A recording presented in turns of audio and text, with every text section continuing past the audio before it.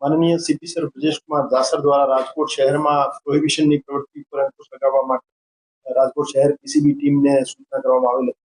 આ સૂચનાની અનુપાલનના ભાગરૂપે પીઆઈ શ્રી એમ.આર. ગોંડિયા સાહેબ અને પીએસઆઈ શ્રી પીબી રાજ્ય સાહેબની ટીમ દ્વારા એક રાજકોટ શહેરના 7 પ્રોહિબિશનના ગુનામાં વોન્ટેડ આરોપી યાકુબ મુસા મોટાણીને પાડવામાં આવેલ છે.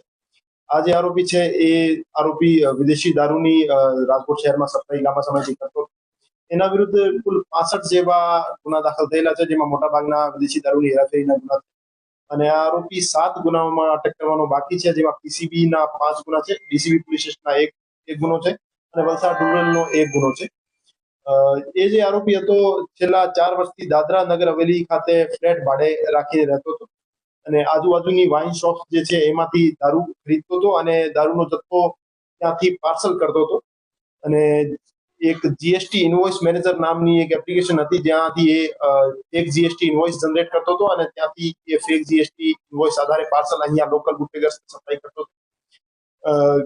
ખોટા બિલ બનાવવા બાબતે એના વિરુદ્ધ અલગથી જે ફોર્જરીની કલમો છે એનો પણ ઉમેરો કરવામાં આવેલ છે. અને આ જે આરોપી છે એમ ખુશ્બુ બ્યુટી કેર સેલવાસ અને બીટી બિગ બજાર સેલવાસ નામની કંપનીઓના બિલો બનાવતો હતો અને અહીંયા ઉમિયા સેલ્સ એજન્સી રાજકોટ અને મોશન ઇન્ડસ્ટ્રી રાજકોટ નામના બિલો બનાવતો હતો. તો એ રીતે એ ફોર્જરીની સાથે વિદેશી દારૂની સપ્લાય કરવાનું કામ કરતો હતો. એ આરોપીની અત્યારે ફર્ધર રિમાન્ડ મેળવી પૂછપરછ ચાલુ છે. હજુ સુધી જે 5 ગુના છે એમાં પકડવાનો બાકી છે. એમાંથી 7 પૈકી 5માં એને પાર્સલ મારફતે દારૂ મોકલવાનું કબૂલ્યું છે. પણ અમારું માનવું છે કે જૂના પણ અગાઉ પણ જે ગુના દાખલ થયેલા છે એમાં પણ પાર્સલ મારફતે સપ્લાય કર્યું અને એના સહ આરોપી છે એ બાબતે અત્યારે રિમાન્ડ મેળવી પૂછપરછ ચાલુ છે.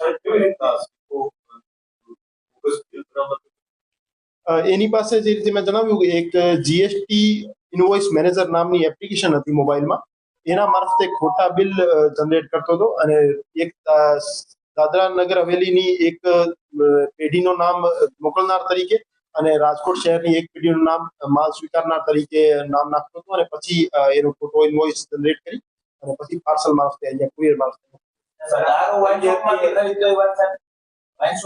હા, મોટા ભાગનો જે દારૂ છે આજુબાજુની વાઇન શોપમાંથી લીગલી ખરીદેલો છે નાના નાના જથ્થાઓમાં અને એકાદ એનો મોટો સપ્લાયર છે એ ઇલીગલી એમને ખરીદેલો છે, એનું નામ ખોલવામાં આવશે. કુરિયરમાં એની હજુ સુધી સાઠગાંઠ સામે નહીં આવી, પણ કુરિયરનો જે પ્રોપર સ્ક્રુટની થતી હતી કે કેમ એની ચેકિંગ થતી હતી કે એ બાબતે કોઈ નિષ્કાળજી જણાઈ આવશે તો કુરિયર એજન્સીને પણ એમાં ઇન્વોલ્વ કરવામાં આવશે. મોકલનાર તરીકે એ 2 કંપનીના બિલો સામે આવ્યું છે, જેમાં ખુશ્બુ બ્યુટી કેર સેલવાસ અને બીટી બિગ બજાર સેલવાસ એ 2 એજન્સીના નામ ઇન્વોલ્વ કરતો હતો અને માલ લેનાર તરીકે ઉમિયા સેલ્સ એજન્સી અને મોશન ઇન્ડસ્ટ્રીઝ એ 2ના નામ.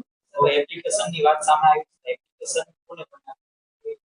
એ બાબતે એ જે આરોપી છે એની પાસેથી 8 મોબાઈલ ફોન જે કબજે કરવામાં આવેલ છે એ એફએસએલમાં મોકલવામાં આવશે અને એનો જે ઓરિજિન ક્યાંથી થયો છે એ બાબતે ઊંડાણપૂર્વક તપાસ કરવામાં આવશે.